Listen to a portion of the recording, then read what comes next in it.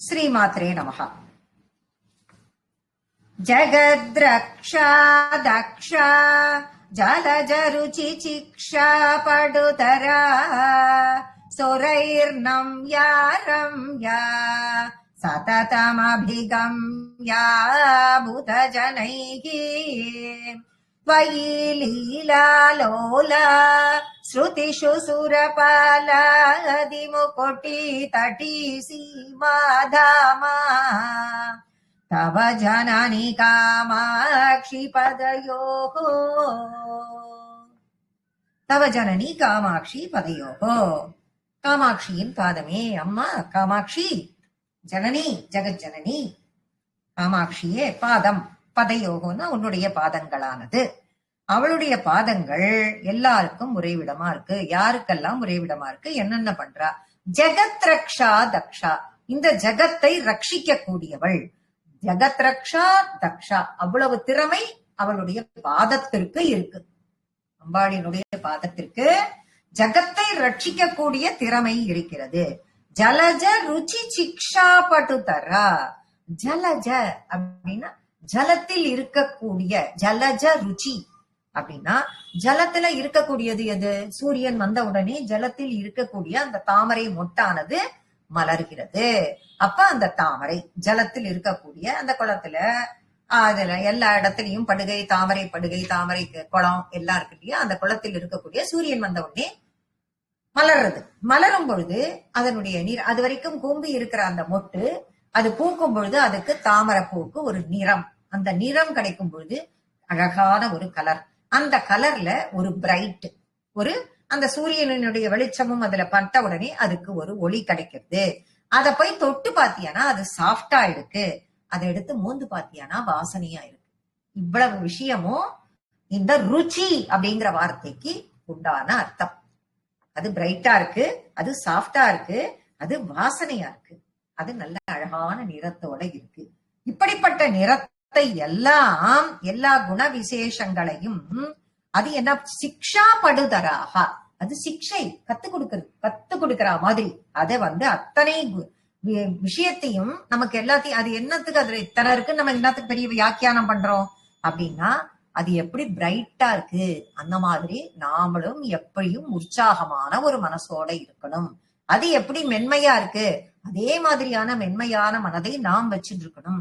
அது எப்படி வாசனையா இருக்கு அப்படின்னா புறத்தோற்றத்தின் வாசனையை நம்ம எடுக்கக்கூடாது. அகத்தோற்றம் எப்பயுமே நமக்கு வாசனை உள்ளதாக இருக்க வேண்டும். அப்படிங்கறதுக்கெல்லாம் சிக்ஷா படுதரா, சிக்ஷையை கொடுக்கக்கூடிய, அதாவது நமக்கு சொல்லித்தரக்கூடிய குருவாக அந்த பாதம் இருக்கிறது. அப்படி நம்ம அர்த்தத்தை கொண்டு போனோம். ஃபர்ஸ்ட் லைன் முடிஞ்சுட்டா, சுரைர் நம் யார் ரம்யா. சுரைர்னா சுரர்கள்னா தேவர்கள் அப்படின்னு நமக்கு முன்னாடியே தெரியும், நிறைய படிச்சுட்டோம் நம்ம. நம்யா ரம்யா, நம்யா அப்படின்னாக்க நமஸ்கரிக்கிறார்கள் சுரர்கள். அப்ப எல்லா தேவர்களும், தேவர்கள் எல்லாரும் அம்பாளை நம்ம சொன்னோம், காத்தாலும் எழுந்த உடனே எல்லாரும் வழக்கம் போல அம்மாவுக்கு நமஸ்காரம் பண்ணிட்டு போவா. அந்த மாதிரி எல்லா தேவர்களும் அம்பாளை வணங்குகிறார்கள். யார? காமாட்சிய வணங்குறா.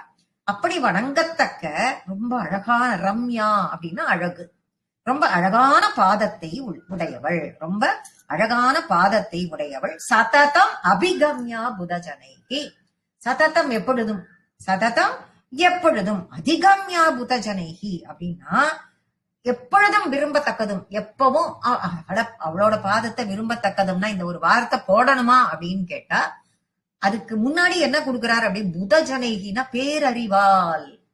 என்ன காரணம் அப்படின்னா புதஜனைகினா அப்படியே பேரறிவால, ரொம்ப பேரறிவாளர்களால். யார் பேரறிவாளர்கள்? யோகிகள், ஞானிகள், முனிவர்கள், ரிஷிகள், இவர்களால். அவளுக்கெல்லாம் அம்பாளினுடைய பாதம் ரொம்ப பிடிக்கும். நமக்கெல்லாம் பிடிக்குமானா நமக்கு அந்த அளவுக்கு பக்தி இருக்கான்னா அவளெல்லாம் மாதிரி நமக்கு இல்லை. நமக்கும் இருக்கு, ஆனா அவளெல்லாம் அளவுக்கு நமக்கு இல்லை. அதனால அவள்லாம் அதை ஒன்னையே நினைச்சிருக்கனால அதை ஒன்னையே விரும்பி அதையே நாடி செல்கிறார்கள். அப்பேற்பட்ட பாதம், அப்பேற்பட்ட ஒரு விஷயத்தை கொண்ட அந்த பாதம். இததான் இந்த சரணாரவிந்தத்தை தான் அபிராமி பட்டரும் அபிராமி அந்தாதியில எழுதியிருக்காருங்கிறதையும் இந்த இடத்துல விளக்க உரையாக அவரு கொடுத்திருக்கார். அப்பேற்பட்டது இந்த பஞ்சபூதங்களுக்கு எல்லாம் உயர்ந்த ஆகாசத்துல கொண்டு வைக்கிறார். பூமியா பாதமா அப்படின்லாம் கேட்கிற அளவுக்கு அவ்வளோ உயர்வான நிலையில் இருக்கிறது அம்பாளினுடைய பாதமாகப்பட்டது அப்படின்னு அபிராமி அந்தாதியில சொல்லப்படுகிறது. அப்புறம் புதஜனைகி ஸ்வயி லீலாலோலா ஸ்ருதிஷ சுரபாலா. திரும்ப சொன்னோம், சுரர்கள்னா தேவர்கள். சுரபாலா அப்படின்னா யாருன்னா அந்த தேவர்கள், அந்த தேவர்கள்லாம் இருக்கா இல்லையா, அந்த தேவர்கள் எல்லாம் தினமும் வந்து அவர்களை அம்பாளை வணங்கிட்டு போறான்னு சொல்றோம். அந்த தேவர்கள் வணங்கிட்டு, அந்த தேவர்கள் தினமும் வந்து வணங்கிட்டு, தேவராஜன் அப்படின்னா இப்ப என்ன கொடுக்குறா அப்படின்னா ஸ்ருதிஷு சுரபாலா, அந்த தேவர்கள் எல்லோரும் இந்திரன்கள் எல்லோரும் வணங்கக்கூடிய, அவர்கள் வணங்கக்கூடிய பாலாதி முக்குட்டி தட்டி சீமா தாமா. முக்குட்டினா முகுடம். அவர்களினுடைய அவ வந்து வணங்கும் பொழுது எல்லாத்தையும் போட்டு ரெடியா தானே அங்கேருந்து வந்து அம்மாட்ட சொல்லிட்டு போறதுக்கு வரா இல்லையா, அப்படி வணங்கும் பொழுது அந்த இந்திரன் தேவாதி தேவர்களின் தலைவன் சுரபாலா, அவர்களினுடைய தலைவன், அவர்களினுடைய இந்திரன் முதலானவர்களின் கிரீடங்கள்லாம் எங்க வந்து நமஸ்காரம் பண்ணும் பொழுது அந்த கிரீடங்கள் அவர்களினுடைய கிரீடங்கள் எல்லோரினுடைய கிரீடங்கள்லாம் வந்து உறையும் இடமாக அவளுடைய பாதாரவிந்தம் இருக்கிறது. அப்பேற்பட்ட பாதங்களை தியானிக்கிறேன், நமஸ்கரிக்கிறேன்கிறார் மூக்க கவி.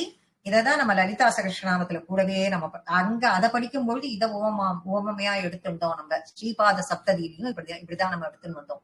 இதுல சொல்றா, மூக்க கவியில சொல்றார், மூக்கர் சொல்றார் அப்படிங்கறதெல்லாம் நம்ம பார்த்துட்டே வந்தோம். அதே மாதிரி இதுல இவரும் அதையே திருப்பி கொடுக்கிறார். ஸ்ருதி சீமந்த சிந்தூரி கிருத பாதாப்ஜ தூளிகா. இதுக்கு அர்த்தத்தெல்லாம் நம்ம முன்னாடியே பார்த்திருக்கோம்.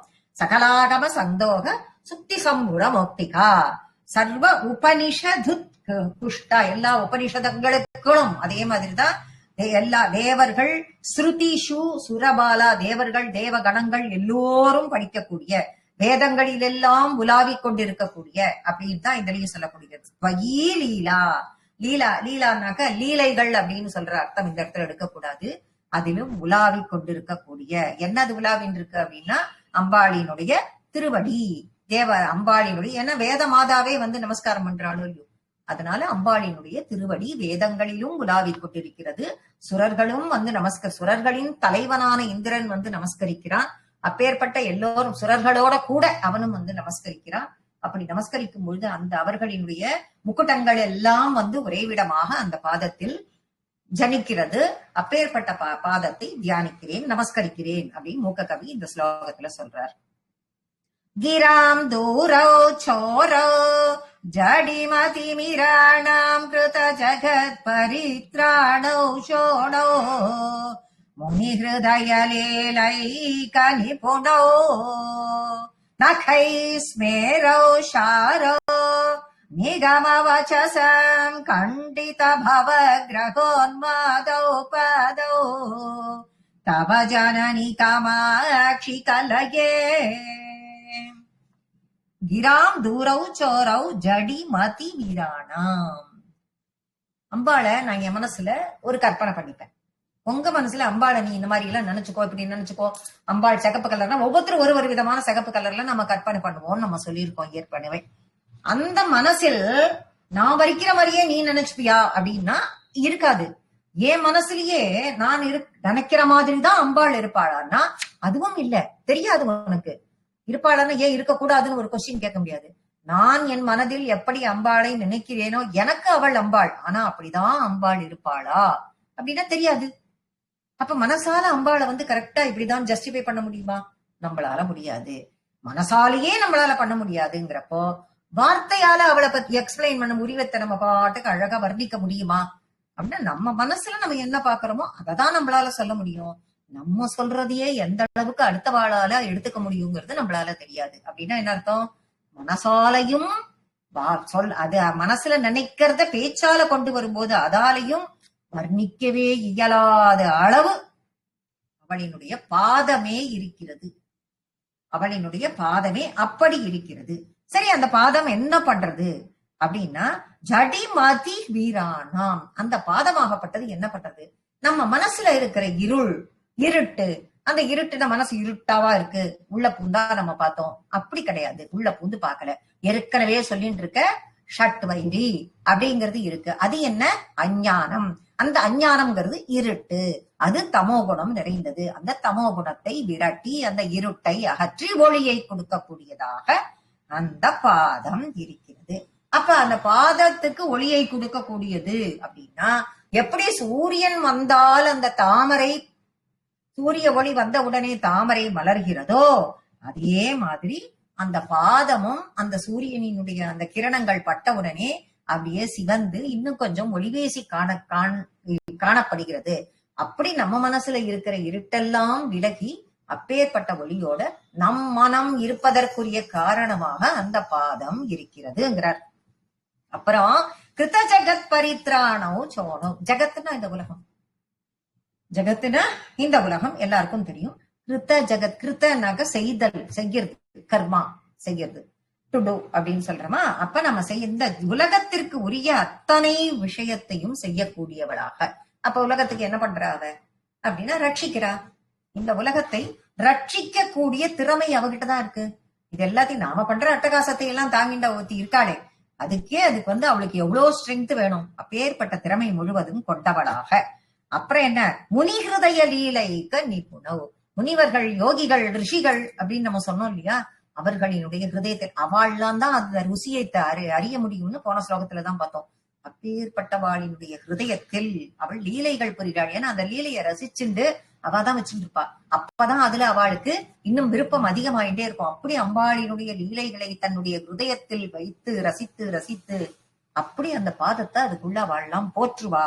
அப்பேற்பட்ட முனிவர்களின் மனசுல ஹிருதயத்தில் எப்பொழுதும் இருந்து கொண்டு இருப்பவளான நீ நகை ஸ்மேரவு சாரோ. உடனே திரும்பி வந்துட்டார் எங்க? நகத்துக்கு.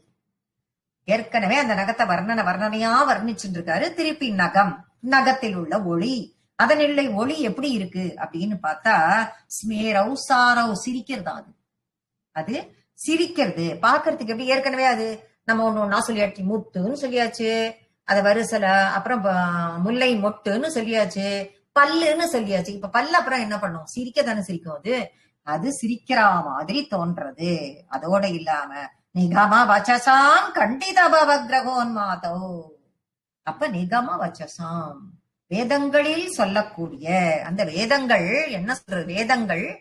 வேதங்களுக்கு வேதமாதான் போன ஸ்லோகத்திலேயே நம்ம சொன்னோம். வேத மாதாவும் அம்பாளை தினமும் நமஸ்கரிக்கிறாள். அப்படிப்பட்ட அந்த வேதமாதா நமஸ்கரிக்கும் பொழுது கண்டித பவ கிரகோன் மாதோ அப்படின்னா, கண்டித்த பவன்னா கண்டித்தல் அப்படிங்கிறதுக்கு என்ன அர்த்தம் அப்படின்னா, அவளுக்கு ஆஞ்ஞை பிறப்பிக்கிறாள்.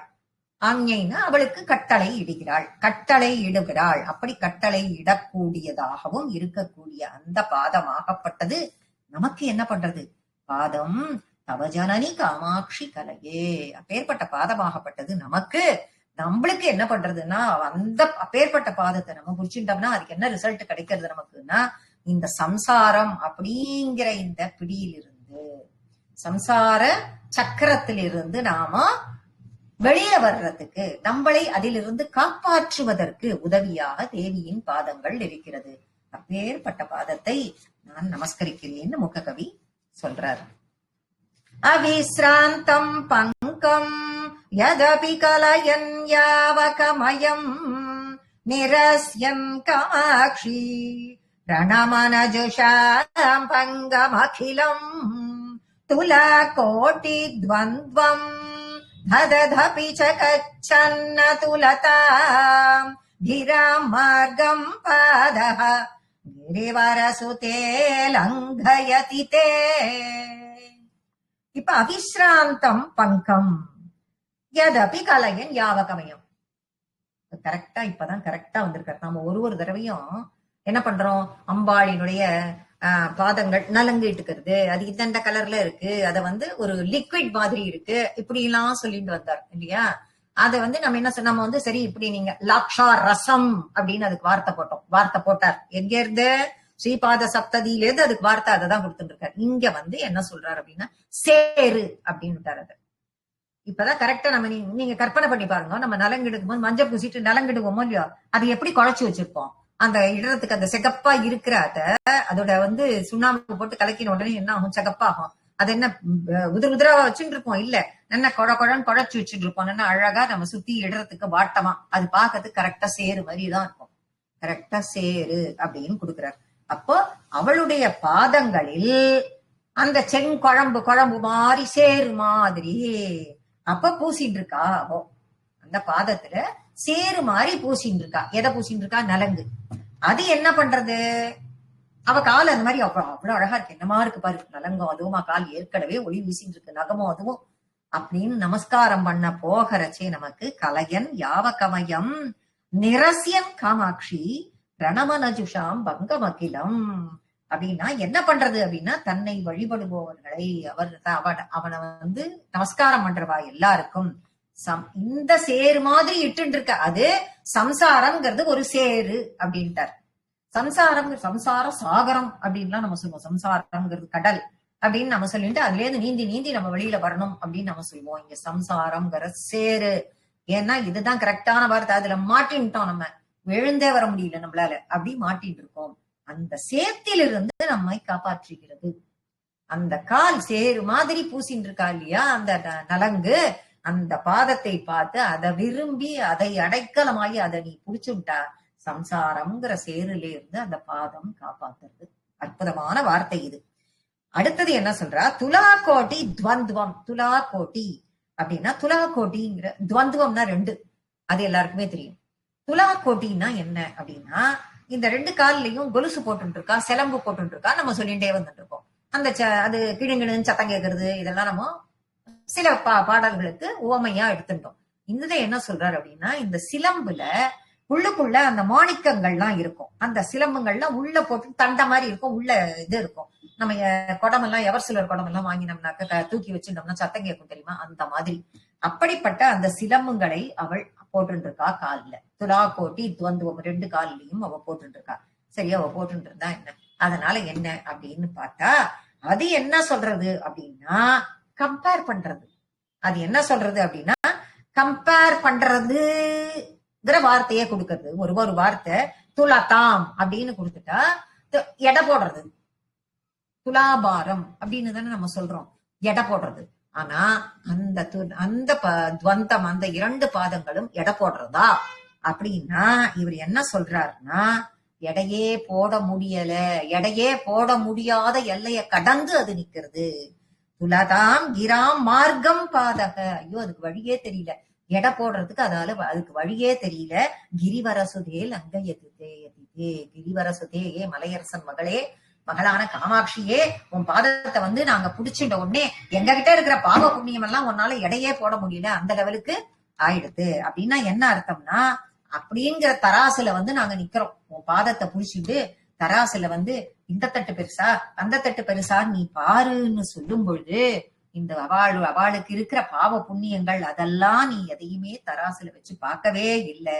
உன்னுடைய கருணைய வாரி வாரி வாரி வாரி அவளுக்கு நீ வழங்குற, அந்த வழங்கி அவளுக்கு அனுகிரகம் பண்ற, அவள்கிட்ட இருக்கிற தப்பையெல்லாம் நீ மன்னிக்கிற. அப்பேற்பட்ட கருணை, உன்னோட கண்ணுல இருந்து கருணை எப்பயும் பொங்கி வழிஞ்சுட்டே இருக்கு. அப்பேற்பட்ட கருணையே வடிவானவள் நீ, அப்பேற்பட்ட நமக்கு நமஸ்காரம் அப்படின்னு மூக்க கவி இதுல சொல்லியிருக்க. பிரபாலம் சவ்ரீலம் விபின விவரே வேபயதியா சுரல் லேலம் பால தபம் அதிகபாலம் வததியா ருச்சிம் சாந்தியாம் வந்தியாம் விரச்சயதி வர்தயது சா சிவம் மே காமாக்ஷ்யாஹ பதநலின பாட்டல்யலஹரி. அவளுடைய தாமரை போன்ற பாதம் அது சிகப்பா இருக்கு, தெரிஞ்சது. திரும்ப திரும்ப அதான் சொல்லிட்டு இருக்கோம். எப்படி இருக்கு அந்த சிகப்பா இருக்கிறது, என்ன கலர்னு அவாவா கற்பனை பண்ணிக்க வேண்டியதுன்னு நம்ம சொல்லியாச்சு. யாருக்கு என்ன சிகப்பு தோன்றதோ அது.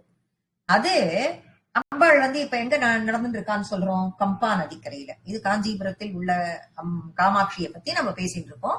அங்க இருக்கிற கம்பா நதிக்கரையில் நளினமாக அம்பாள் நடந்து கொண்டிருக்கிறாள், மெதுவா நடக்கிறாள். அப்படி நதிக்கரையில நடந்துட்டு இருக்கப்போ அப்படி ஓரமா இந்த பக்கம் கொஞ்சம் அந்த பக்கம் கொஞ்சம் அப்படின்னு போயிட்டே இருக்கிறப்போ, அங்க அந்த ஓரமா இருக்கக்கூடிய சில செடிகள் அப்பதான் புதுசா தளிர் விட்டு இருக்கு. அப்பதான் அந்த ஸ்புரல் இளம் பாலாதபம், பாலான்னா சின்ன பொண்ணு மாதிரி, சின்ன பொண்ணு மாதிரி, சின்ன குழந்தை மாதிரி துளிர் விடுறது. துளிர் விடும்பொழுது நம்ம என்ன சொல்லியிருக்கோம், எப்பயும் சிகப்பா இருக்கு, அந்த சிகப்பு அம்பாளினுடைய பாதத்தோட நம்ம இருக்குமான்னு எப்பயும் பாத்துக்கிறது அப்படின்னு நம்ம சொல்லிட்டே இருந்திருக்கோம் இல்லையா. அப்பேற்பட்ட அந்த தளிர்கள், அந்த இளம் தளிர்கள் பார்த்துட்டு ஐயோ அவ்வளவு பிரைட்டாலாம் நம்ம இல்லையே, அவ்வளவு பிரைட்டா நம்ம இல்லையேன்னு வெட்கப்படுகிறது. அது வெட்கப்பட்டு என்ன பண்றதுதான், ஒரு ஓரமா போய் நின்னுக்கிறதாம். வெட்கப்பட்டு ஒரு ஓரமா போய் இல்ல சீச்சி வதத்தியா நம்ம சொல்றதுக்கு அதோட கம்பேர் பண்ணிக்கிறதுக்கு நம்மளால முடியாது, அம்பாளினுடைய பாதம் தான் இருக்கிறதுலேயே வசத்தின்னு ஒரு ஓரத்துல போய் நின்னுக்கிறது. ருச்சிம் சாந்தியாம் வந்தியாம். சரி, இது எப்படி இருக்கு, இன்னும் மேல போனோம்னா தேவியினுடைய பாதத்தினுடைய அந்த காந்தி, அந்த பிரைட் ஆனது உதய சூரியன், அதாவது சூரியன் காத்தால வரும்பொழுது நமக்கு பெருசா அப்படியே தெரிஞ்சு ஒரே கண்ணை பூசிண்டு இது பண்ணிட்டு பார்க்க முடியாத அளவுக்கு அது எவ்வளவு பெருசுலாம் நாம நினைக்கிறோம். ஆனா உதய சூரியனையே சின்னதாக்க வைக்கிறது அதுல இருக்கிற காந்தி.